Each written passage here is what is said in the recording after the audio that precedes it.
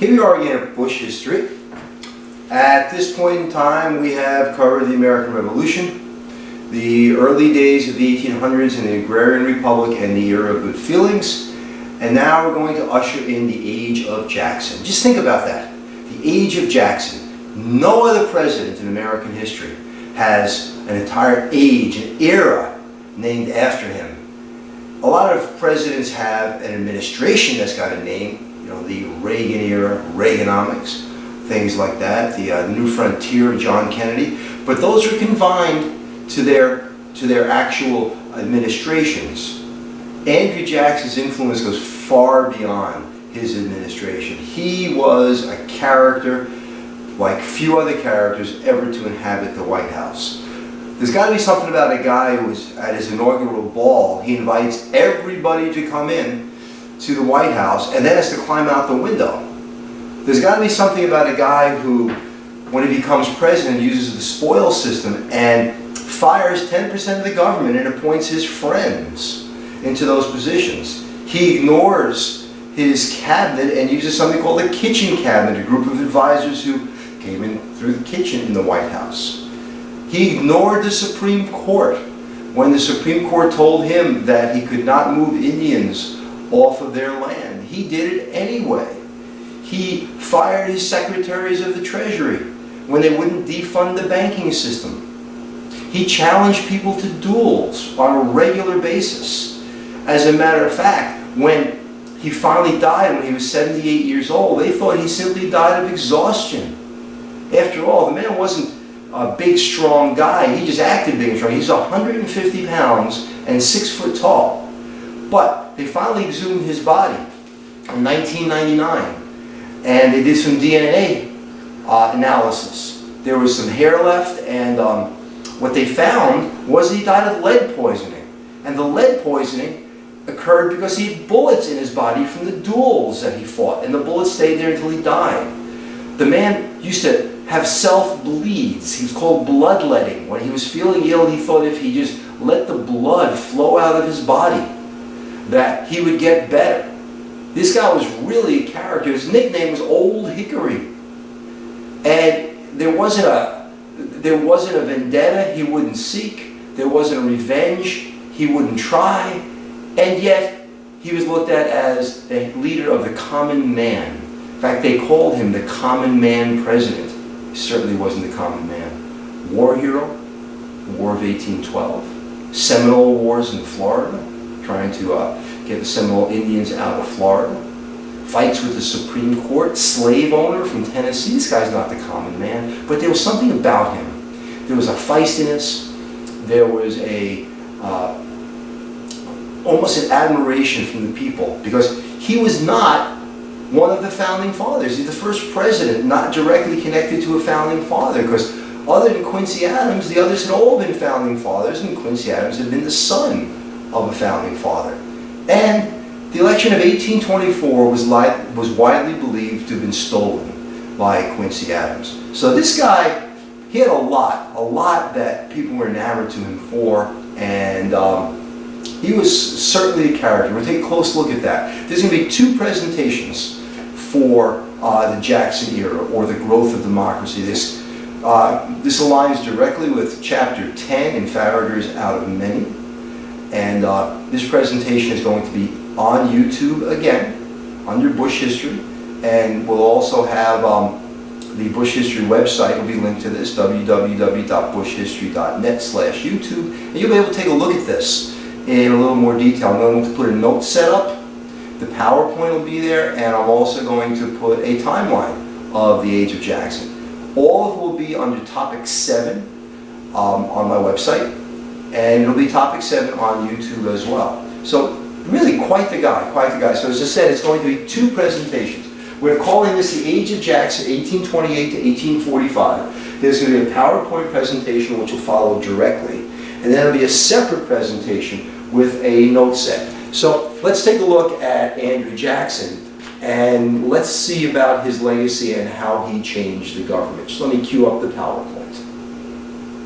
This is just a quick look at who's actually involved in the age of Jackson and some of the major events, and then I'm going to break it down as we go through it step by step in the PowerPoint.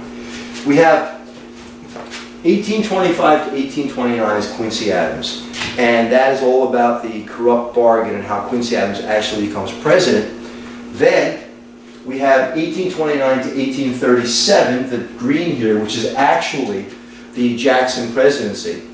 Then Jackson leaves during the Panic of 1837, when the banks are pretty much falling apart, and he leaves it to his vice president. Martin Van Buren becomes president, 1837 through 1841 down here, and Martin Van Buren is known as Martin Van Ruin because the economy is in tatters. Of course, Van Buren didn't do it. Andrew Jackson did it when he closed the national banking system, when he defunded it. This is the banking system that was originally started by Alexander Hamilton, reinstituted by Henry Clay. Jackson hated Henry Clay, and he hated the bank, and he was going to defund the banks, and he did, and he left this to Martin Van Buren, and the economy was in tatters. Martin Van Buren is also present when the Trail of Tears occurs in 1838. That's the forced removal of the Indians, of the Cherokee Indians, from their homeland in Georgia and Tennessee to Oklahoma. Then, in 1840, we're going to have the election of William Henry Harrison, running under the slogan of Tippecanoe and Tyler too.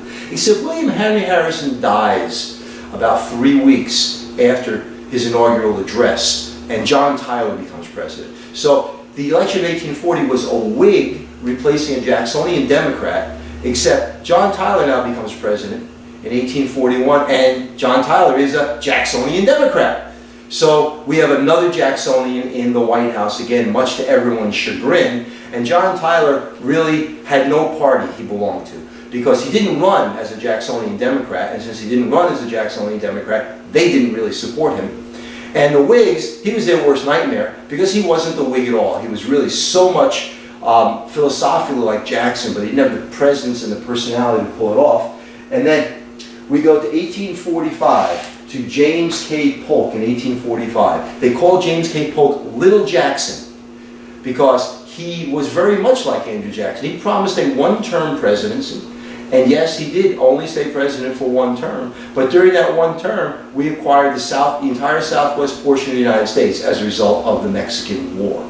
So the beginning of the age of Jackson is the end of Quincy Adams' era and the battle that occurred over the election of 1824, and goes through to the end of James K. Polk in 1849, right on the beginning of the 1850s and a decade of crisis. We're not going to go through all these details in this presentation. I just wanted to show you where the age of Jackson is, and this timeline will also be in the Topic 7 folder, so you can take a look at it there and blow it up and use it any way you need to. So let me get on to the actual PowerPoint presentation right now.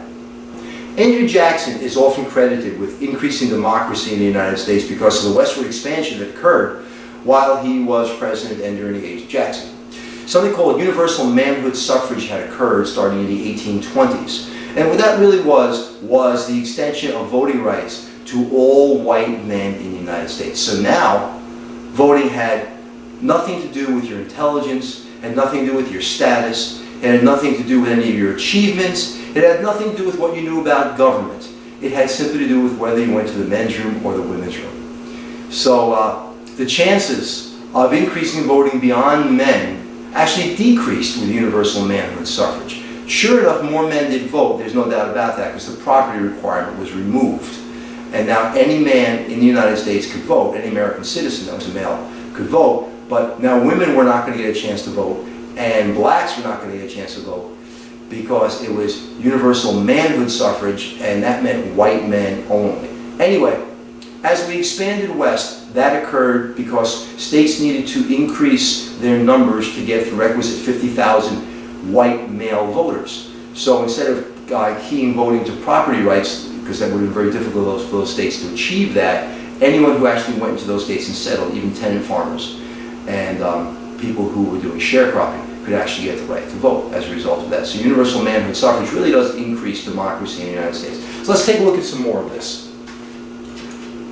This is that timeline that I was telling you about. And again, it's a non-color version of the timeline I showed you just a couple of seconds ago. Starts out with the corrupt bargain in 1824. In 1828, we have the tariff, known as the Tariff of Abominations. Jackson defeats Quincy Adams. That tariff, by the way, all this stuff's going to be explained as I go forward. It's kind of walking through the timeline here. That tariff, by the way, was actually instituted by Quincy Adams. And tariffs are always a big debate in the United States because a tariff seeks to protect American industries. And it does that by increasing the price of imported items. Okay, so we will buy the cheaper American goods.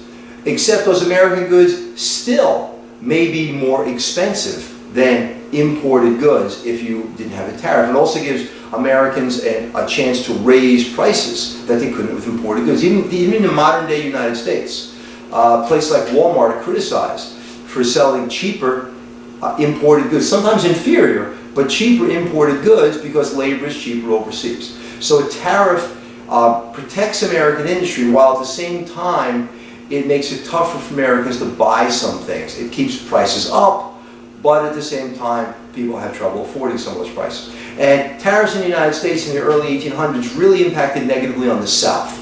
The South didn't manufacture.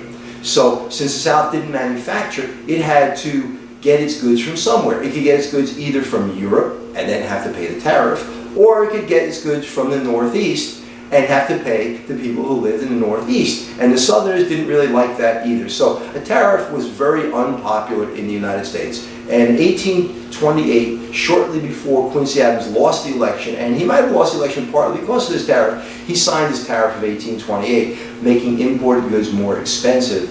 And his vice president, John C. Calhoun, was a states' rights guy from the South, South Carolina specifically. He thought this tariff was abhorrent. He thought that it was a tariff of abominations, and that that tariff unjustly and unfairly went after his state.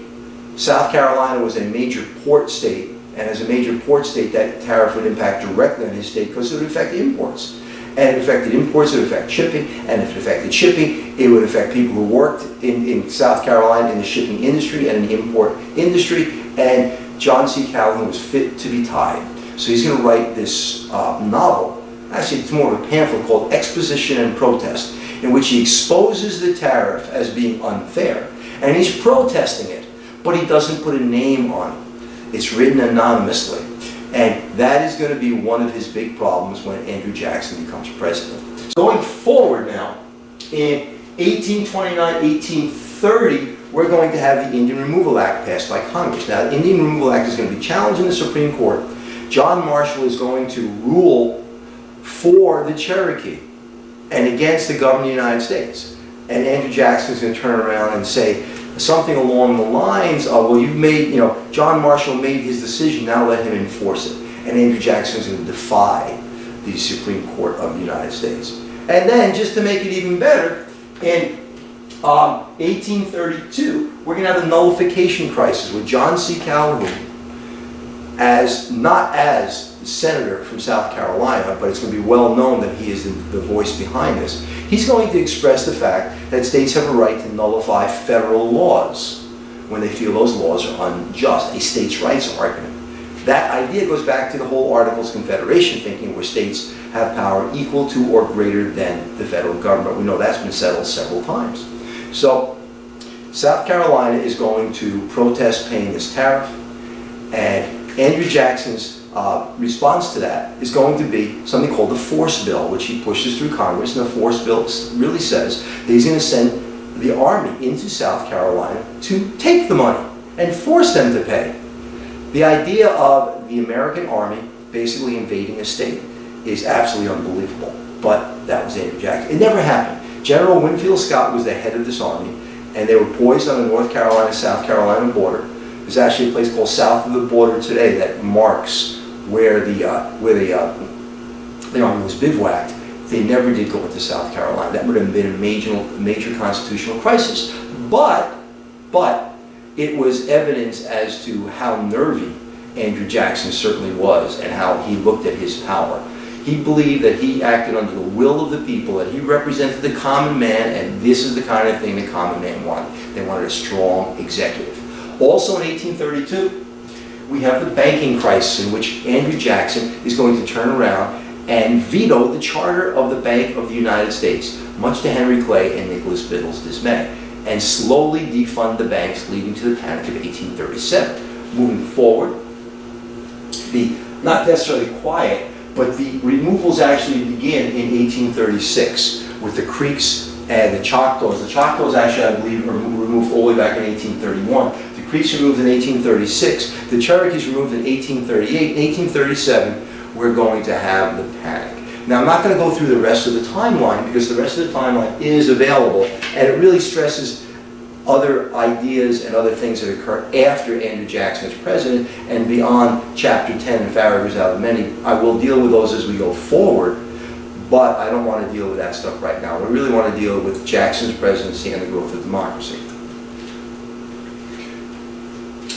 We have a change in the United States while Jackson is president. The whole idea of the election of 1824 and the side chosen in the election of 1824 leads to this idea of sectionalism. Also, the South is very different from the North. The South is primarily a cotton growing machine for the United States. It is growing cotton that the North is using. It is growing cotton to export to England. England is its primary international customer for cotton. The North, on the other hand, is industrializing. And it's a little funny thing, a little interesting point that's going on here. The South is growing cotton and shipping that cotton to the North on infrastructure trains that were built under Henry Clay's American system. So they're shipping it north at, just to throw a number out, at $1 a ton. In the North, in their weaving mills and in their factories, they're turning that cotton into clothing. And they're taking that clothing and they're putting it back on the trains and they're shipping it back south at 10 times what they paid for it. So the South is losing money in every transaction to the North with their cotton. Because cotton is a raw material, it's not worth nearly as much as the finished goods. The people in the North are aware of that. So now what's happening is the South is actually in a position where they have to borrow money. Southern states are borrowing money from the North to expand their plantations, to buy slaves as part of the slave trade. And where's that money coming from? It's coming from the North. So the North is doing a couple of things. It's creating a sense of debt, a system of indebtedness where the South owes the North money. That's one. It's creating a system of dependence where the South is dependent on the North for its money. That's two. We're dependent on the Chinese these days for our money, it seems. And three, in a very ugly, dirty little secret, the North is supporting slavery. The North, not all the North certainly, but the businesses in the North are supporting slavery. Because that cotton that they're turning into finished clothing, where's it coming from? It's coming from the plantations in the South. And the interest that the banks are making, where's that money coming from? It's coming from money being generated in the South because of cotton. So in a very strange, insidious, ugly, dirty little secret, the North is supporting slavery, as is the South. It's just obvious in the South. And in the North, it's behind bank walls and behind factory walls. In much the way when Americans shop in places like Walmart today and they buy cheap imported goods, they're supporting the factory system in China. Of course, we don't think about this. We think, wow, what a great price we've got. But that, wow, what a great price we've got, is directly connected to the fact that little children in China and adults in China are basically wage slaves. They're working at a very low wage so the factories in China can sell us things at reasonable prices, so Walmart and Kmart and stores like that can sell things at prices that Americans will purchase. So we are participating in the wage slave system in China in very much the way the North was participating in the wage slave system in the South, quietly supporting it because of demand for the products. So it's pretty ugly if you think about it. Also, we are expanding west. We're expanding west for two huge reasons. The South is expanding west because the plantation system needs land, and cotton uses up nutrients, specifically nitrogen, from the land. So an area called the Black Belt is expanding. throughout the South. The North is expanding because the North is looking for more raw materials, and with the advent of the Erie Canal in 1824 going across the Great Lakes, or not going across the Great Lakes, but connecting the New York Harbor system to the Great Lakes, going up the Hudson River to Albany, going across to the Great Lakes, we're now expanding west for raw materials to sell to the rest of the world. So the reason for expanding vary, but they're both trying to expand. And as long as the North and the South are expanding, that's what they have in common. As I said in the beginning of this presentation, since we need to expand, suffrage is expanding. A funny word for voting, suffrage. Anyway, suffrage is expanding, and now any white male over 21 in most Western states could vote. Now these are state elections. It's not the same as federal elections.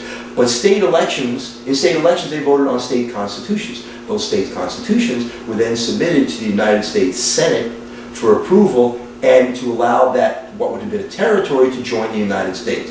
Population was expanding out west, voting rights were being expanded at the same time, allowed states to become states because the population had increased in those states enough to become a state, thereby expansion of voting is occurring in the West actually faster than is occurring in the East.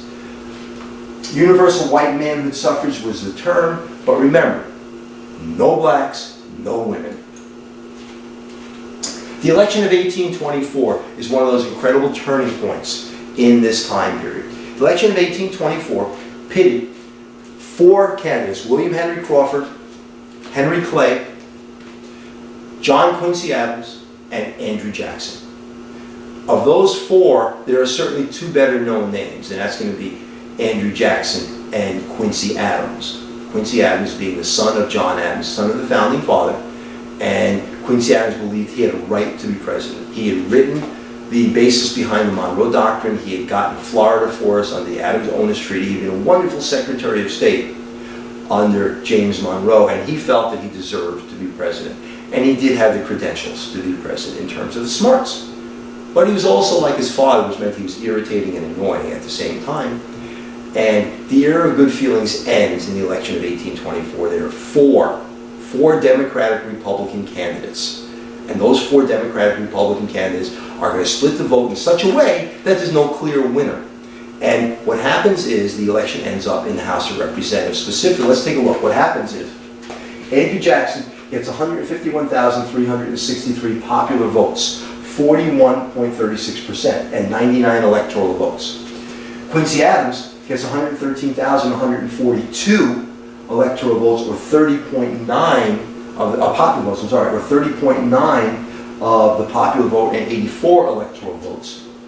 Henry Clay, 47,545 popular votes, 37 electoral votes. Crawford, 41,000, 41 electoral votes. And if you do the math really quickly, there is no person who has a majority of the electoral votes. Although it is clear that Andrew Jackson is the popular favorite. He's got 30,000 more votes, 40,000 more votes, I should say, than Quincy Adams. It has to go to the House of Representatives, though, because the Constitution says you need a majority of the electoral votes. Not a plurality, but a majority. And what was interesting about the election of 1824, it was the first election where we ever actually show the popular vote, where the popular vote is actually reported state by state, so a candidate can actually gauge his popularity. Before that, it was only the electoral vote that was reported. A candidate could not take a look and say, wow, I had more popular votes. Why didn't I become president? But in 1824 they could, and in 1824 Andrew Jackson was the wrong person for that to happen to. It goes to the House of Representatives. And in the House of Representatives, there's going to be what historians and Andrew Jackson call a corrupt bargain. In this corrupt bargain, what's going to happen is Henry Clay is the Speaker of the House of Representatives. And he wants to be president, and he realizes that in order to be president, Secretary of State is the key. Just keep that in the back of your mind. We go into the House of Representatives, and Crawford drops out and Clay drops out. But when Clay drops out, he gives a speech. And in his speech, he says that the best person to be president of the United States is Quincy Adams. Well, when he says Quincy Adams is the best person to be president of the United States, he's also saying that Andrew Jackson isn't. Henry Clay's supporters throw their votes behind Quincy Adams, and Quincy Adams is named the winner of the election of 1824. And immediately, when Quincy Adams wins this, he says, and Henry Clay will be my Secretary of State. Jackson is furious. He says, this is a corrupt bargain. This is crazy. These guys made a deal. How can you let that happen? Well, it did. And Jackson was pissed off. And he spent the next 4 years campaigning against Quincy Adams. And these 4 years, historians have called 4 miserable years. So a corrupt bargain leads to 4 miserable years, and there isn't a lot that happens during those 4 years, because Quincy Adams is president, but Congress and the people are behind Andrew Jackson. So he's going to have 4 years that don't go very well. And his father, upon winning the election of 1824, his father sends him a letter and doesn't congratulate him, but more gives him condolences about winning this election. Wishes him well, but says this is not going to be tough, sonny, not going to be easy, sonny boy. So let's take a further look. In the election of 1828, as you can see, Quincy Adams has 44% of the popular vote. Andrew Jackson has 56% of the popular vote and trounces him. So the election of 1828 is revenge, and Jackson loves revenge. And there are 2 people he really wants to wage revenge on, and they are John C. Calhoun and Henry Clay. John C. Calhoun, because of the discipline action in 1818, and later on when he realized he wrote Exposition of Protest, and John C. Calhoun's wife with the Battle of the Petticoats, and Henry Clay. Henry Clay, because of the Bank of the United States and the panic in 1819, Andrew Jackson's family lost a considerable amount of his fortune, and the corrupt bargain in 1824. The Jackson presidency, if you want to pick the center focus of it, is going to be a war. It's going to be a war against John C. Calhoun and Henry Clay, and to an extent, a guy by the name of Nicholas Biddle, who will be the president of the Bank of the United States. But we'll hold on Nicholas Biddle. We'll introduce him a little more in a few minutes. The Jackson presidency is characterized by the idea of the age of the common man. There was something about this guy that people just loved. I guess it's that street fighter type, that tough guy who's going to get his revenge. But nevertheless, it was called the age of the common man. He used something called the spoil system. The idea to the winner belongs the spoils is really what we're talking about here. As the winner of the election of 1828, he felt the government was his to do what he wanted. The spoils of war, the spoils of victory. So he fires 10% of the government, and he installs his friends, which is called the spoil system. These people didn't necessarily know what they were doing. They didn't necessarily understand the details of each of their jobs, but they were his friends. They were his friends, and Jackson was very big on loyalty. He rewarded his friends, and he punished his enemies. His most ardent supporters became his kitchen cabinet. This was a group of backwoods guys he knew from Tennessee, and old political allies and war buddies, and they were his actual advisors. He pretty much ignored his stated cabinet and instead used his kitchen cabinet. There are a lot of reasons why people believe it was called the kitchen cabinet. Some people say they met in the kitchen. Some people say they came in through the kitchen. It really doesn't matter. It's a pretty good title, and it describes aptly the fact that these were not his regular cabinet members. I kind of think that maybe they're just all sitting down having some mutton in the White House kitchen late at night, drinking excessively and talking about policy. Who knows? Anyway, Jackson also vetoed more bills than any other president combined. He vetoed 12 bills, and that was more than all of the previous presidents combined. He really wanted power centered in the White House. He believed the presidency was one of popular will, and the people willed him to be president, so he was going to do what he thought the people wanted. There were 3 guys who were pivotal in the arguments with Andrew Jackson. John C. Calhoun, he was a sectional leader from South Carolina. South Carolina being the commerce center of the South, with the having a major port city, certainly. And Daniel Webster, being from Massachusetts, he was a brilliant orator, and he spoke for the Whigs in the northeast part of the United States and business interests and banking interests in the country. And Henry Clay was from Kentucky, and he was all about westward expansion, and he also aligned himself closely with Nicholas Biddle and the banking system. These are the three guys who are going to tangle with Andrew Jackson the most. During the Jackson era, we start to build infrastructure. Infrastructure came out of the original American system by Henry Clay. Remember, there were three pillars to that. There was banking, there was tariffs, and there was infrastructure. All three things occurred during, prior, and after the Jackson presidency. What was central to building infrastructure, though, was the banking system. One of the controversies, it has to do with Maysville Road. Maysville Road is a road that goes across Kentucky. I'll show you on a map in a moment where it goes. And that road was going to go across Kentucky and be a main route from the east to the west. And Henry Clay wanted federal money to build that road. Well, Jackson might have okayed the money if it hadn't been Henry Clay. The road benefited largely Kentucky, and Kentucky alone is what Jackson said, although it would have benefited eastern states and western states. And Jackson thought that to build that road was the responsibility of Kentucky and the people in Kentucky. So he vetoed the Maysville Road for federal funding. And did he veto it because he really hated Henry Clay and this was a way to decrease Henry Clay's popularity? Probably. Did he veto it because he believed it was Kentucky's responsibility? Well, probably again. But it didn't hurt that Henry Clay was connected to it. We also have a national road that starts back in 1808 and is going to continue for years and years and years. Starts as nothing but a path and eventually becomes gravel and limestone, and certainly later on will become part of the system in the United States of roads and highways. Steamboats in 1807 with Fulton Steamboat. Now have steamboats on canals and on the Great Lakes and on rivers in the United States, so now starting to move goods, once again, the building of infrastructure. The steel plow allows farmers to turn over more soil more quickly, and that agrarian republic that Jefferson had envisioned certainly isn't occurring, but farmers are becoming more productive and they are growing more food for export.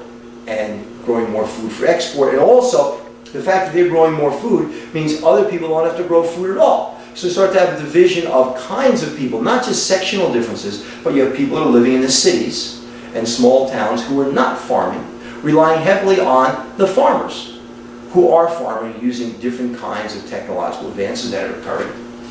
And the reaper as well occurs at around the same time. This, by the way, is the national road that we're talking about. So it's all the way in Maryland, actually connects to the port of Baltimore. It's going to go across and connect to the Mississippi River system.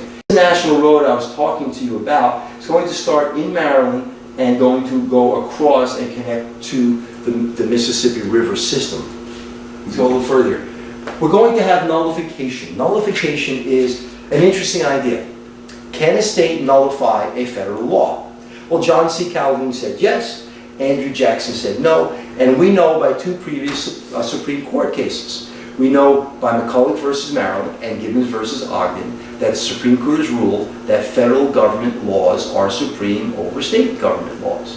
Nevertheless, we have a nullification crisis, and that nullification crisis is spearheaded by John C. Calhoun in South Carolina, in which he is going to tell the United States government and Andrew Jackson that we are not going to pay your tariff.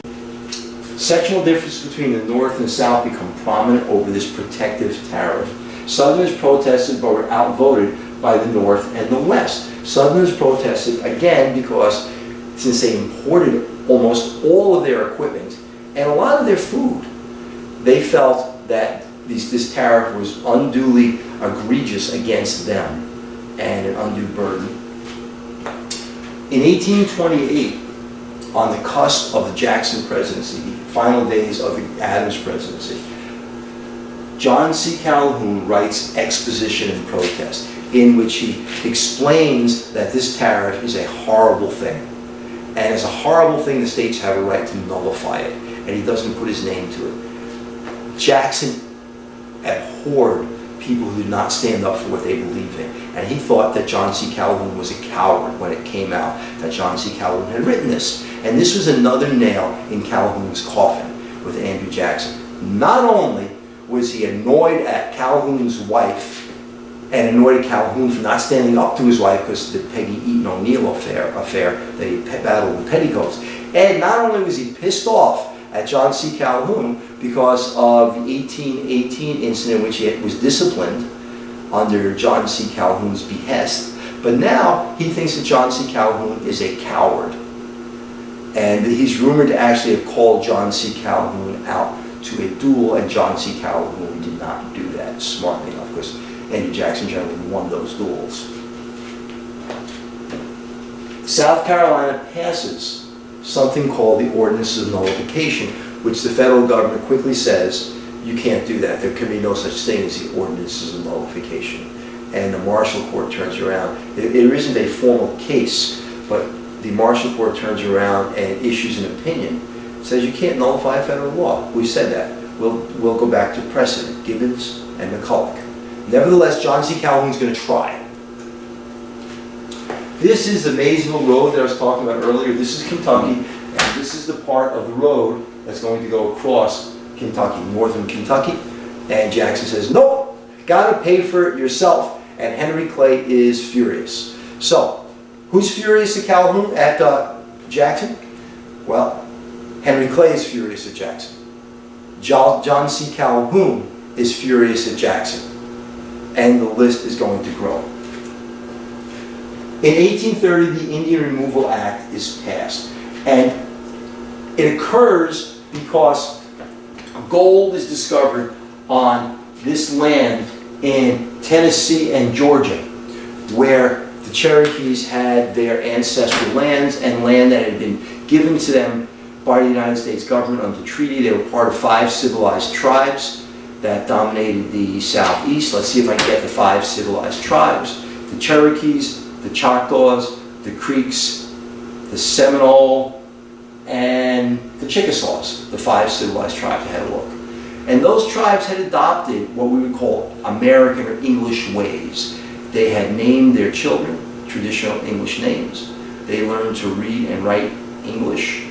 They adopted a legal system very similar to that of the United States. They had done what they needed to do in order to live in harmony, peaceful assimilation with the United States. But once gold was discovered, all bets were off. And it starts with Georgia wanting to remove the Cherokees. And because of that, a bill is introduced in Congress, and Congress passes this bill called the Indian Removal Act. Well, we're now going to have 2 Supreme Court cases because of that. We're going to have Cherokee Nation versus Georgia, 1831, and we're going to have Worcester versus Georgia in 1832. They're essentially the same case. That has to do with, can the federal government nullify a treaty? The treaty that gave the Cherokees and other tribes these ancestral lands, the Sioux simply brought by the Cherokee. Well, the first case is thrown out. Cherokee Nation versus Georgia is thrown out because John Marshall says that the Cherokees are not a sovereign nation. And going all the way back, a state can't sue another state. Well, the Cherokees, while not a state, were subordinate to federal laws. And you couldn't have a state suing the federal government. And you couldn't have a separate kind of territory within the United States suing the federal government. So the case is reworked, is the point. The case is reworked, and it becomes Worcester versus Georgia. And Worcester is the attorney for the Cherokee. So it's not the Cherokees, it's Worcester suing the federal government. And in this particular case, John Marshall rules for Worcester. John Marshall rules that this land belongs to the Cherokees and they should not be removed from this land. And Jackson ignores the Supreme Court. He basically says, John Marshall has made his decision, now let him enforce it. And of course, can't do that. And that's going to lead to several Indian removals, the most famous being the Cherokees and the Trail of Tears in 1838. But before the Cherokees were removed, the Choctaws were removed, and the Chickasaws were removed, and even the Creeks were removed. The only Indian nation to survive were the Seminoles, and they survived in Florida, largely because you can't expand west from Florida. So the idea of going west across Florida was kind of ridiculous, and the Seminoles survived. In fact, there's a Seminole County in Florida today. There are several football teams named after the Seminoles, and the Seminoles actually are part of the community in Florida as we speak today. What we have here is a map of the Indian removals. If you look at the bottom of it, you will see a dashed mark, you will see a solid mark, and you'll see a green mark. And it's just the various routes of the Indian removals. They all start in the northern Georgia, Tennessee area, and they all end up across the Mississippi River in Oklahoma. The thing about it was, they were told they had to farm.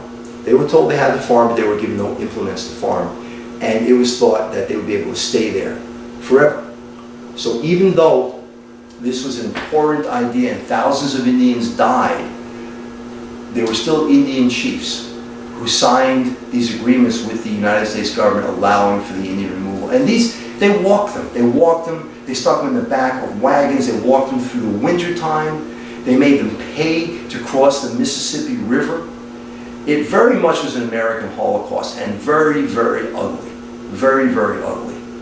Nevertheless, that all comes from the Indian Removal Act. And the funny thing about it was, many Americans supported it. They looked at Indians as savages. They didn't separate one group from another group. They were all the same, and they were a threat to American control of this land on their North American continent. And they wanted the Indians gone. And they'd be removed to where we'd never go, Oklahoma. Well, certainly we went to Oklahoma and went much further, and those Indians were removed again and again. And the very funny thing about that is, when the Civil War breaks out in 1861, these Indians that were removed as a result of the Indian Removal Act, they fought on the side of the Confederacy. They fought on the side of the very people who sought to remove them going back to the 1830s. How wild is that? They had become farmers, and they had also become slave owners. So they had assimilated into the Southern lifestyle to an extent, not equal, but they'd become a lot like the Southerners that wanted separation from the North and actually fought on the South Side during the Civil War. The Bank War. Nothing is bigger in the Jackson presidency than the war against the banks. Jackson looked at the bank as elitist. Jackson looked at the bank as controlling. And Jackson was still pissed off from the Panic of 1819. And he didn't like Henry Clay, because Henry Clay was connected to the bank, and he didn't like Nicholas Biddle, who was the president of the bank. So let's go wage war on the banking system. And that's basically what happens. It's a very interesting story. It has to do with the election of 1832. Nicholas Biddle and Henry Clay come up with a scheme. Henry Clay wants to be president of the United States. We know that. He ran in 1824, gets himself appointed Secretary of State.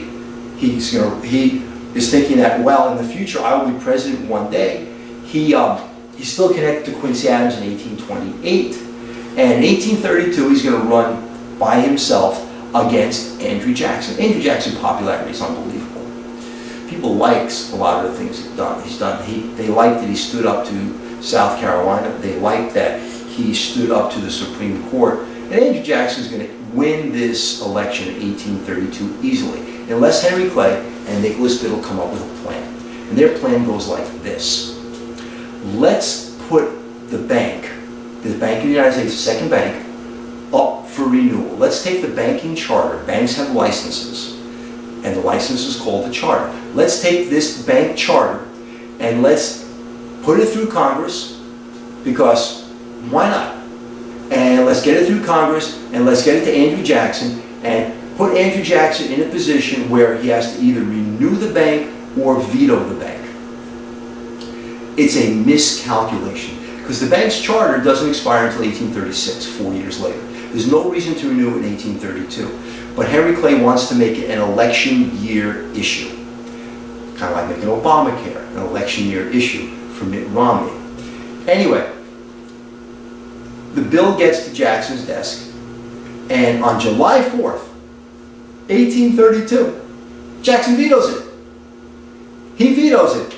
He says something along the lines of, in consideration of the ideas and principles of our founding fathers and in the way the United States was formed, I hereby veto this and return it to where it began, which is Congress. Henry Clay can't believe it. He can't believe that Jackson did it. But the miscalculation was this. The bank was going to continue to run for another 4 years. So vetoing the charter in 1832, it's not that it was harmless, because Jackson was going to defund the banks, but Jackson could have kind of a controlled descent as the banks are defunded. It wasn't going to do anything to the United States economy immediately. Jackson wins. Jackson wins, and then he turns around and he's going to wreak his wrath against Nicholas Biddle and Henry Clay. And he's going to order federal money to be withdrawn from the banks of the United States and put in state banks. Banks are called pet banks. And he can't get his Secretary of Treasury to do it. Secretary of Treasury resigns. Next Secretary of Treasury comes along. He resigns. We go through, I believe, 3 or 4 Secretaries of Treasury before he comes up with Roger Taney. Roger Taney agrees to remove the federal money from the banks of the United States and put it in state banks, thereby giving control of money to states over the federal government, in a way defunding the federal system. Well, Roger Taney is a stooge, because after he does this, what does Andrew Jackson do? Points him to the Supreme Court. So he's rewarded for loyalty. This is what Jackson does. He rewards people who are loyal and punishes people who he believes are disloyal. And this is known as the Bank War. And over the next 4 years, Jackson slowly defunds the Bank of the United States. And Jackson leaves office in 1837. Martin Van Buren becomes president, and the country falls into a deep, deep recession. Basically because there's a lack of money to fund projects. Banks cannot repay their loans. People are not paying loans back to the banks. And the banks have to start calling in loans from people who have borrowed money for real estate and farming investments. And the whole economy spirals downward. And we basically go into ruin for a period of time. And Martin Van Buren is nicknamed Martin Van Ruin for something he didn't even do. It's very much like when Ronald Reagan kept spending and spending and spending during the Reagan era. And George Bush becomes president. And George Bush promised, read my lips, no new taxes. And he had to turn around and raise taxes. He had to raise taxes to deal with this spiraling, out of control federal deficit and debt. So the popularity of Ronald Reagan falls short on George Bush, who is now a one-term president. The popularity of Andrew Jackson falls short on Martin Van Buren, who will also be a one-term president. Like Bush wasn't Reagan, Van Buren wasn't Jackson. And that is what's basically known as the Bank War.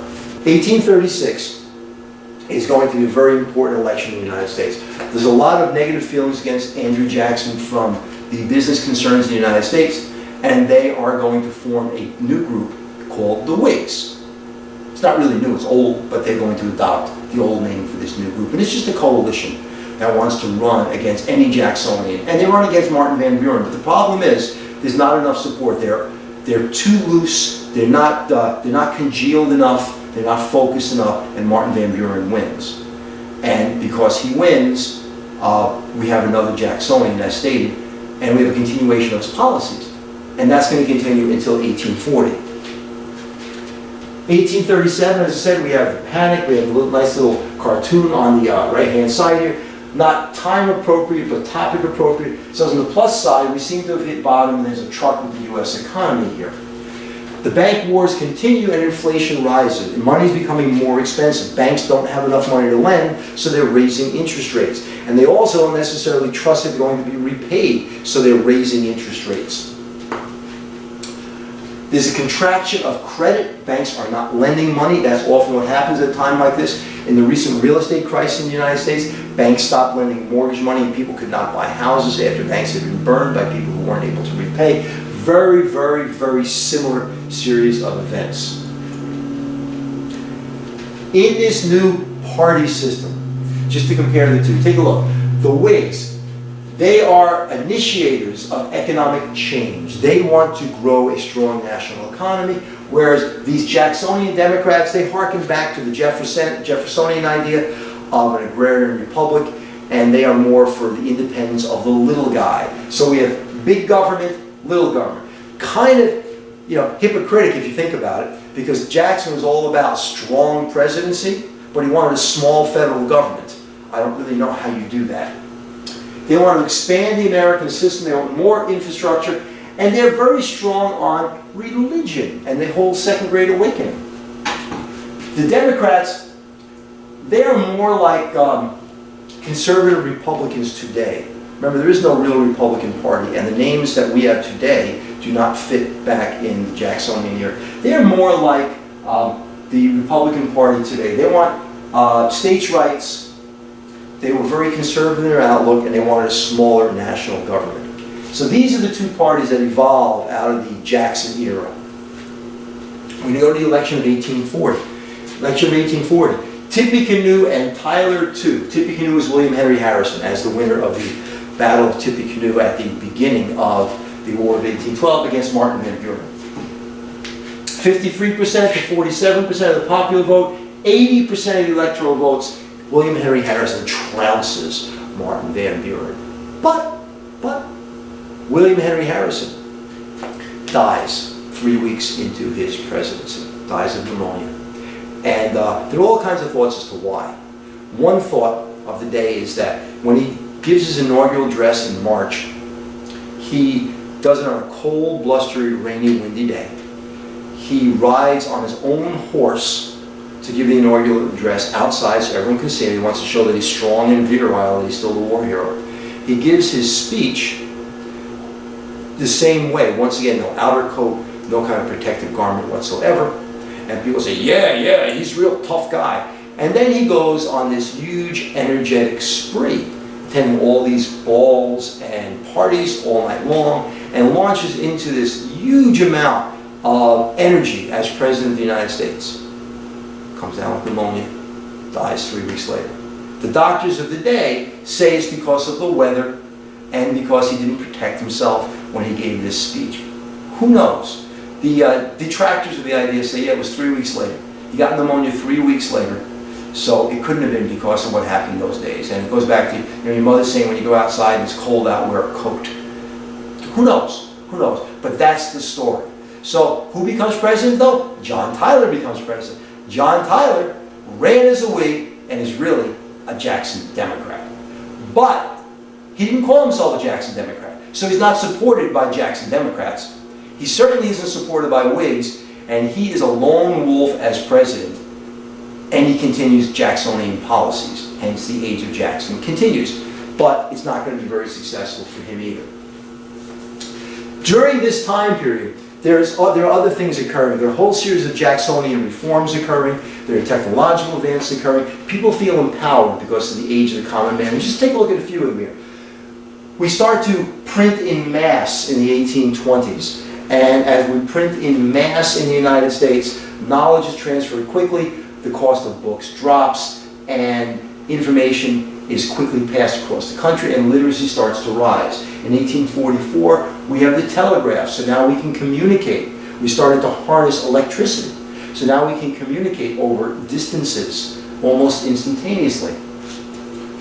Along the east, especially the middle Atlantic states, all of these port cities are becoming essential to the infrastructure of the United States as we import and export all along these mid-Atlantic states. Now, you will note that most of these cities are in the northern part of the East Coast as opposed to the southern part of the East Coast. So the north is developing wonderfully as a result of international trade. And the south is struggling along because they don't have the access to the port cities that the north have. They have one. And that one is Charleston. And there's Fort Sumter there. And we all know where that's going to end up at the beginning of the Civil War.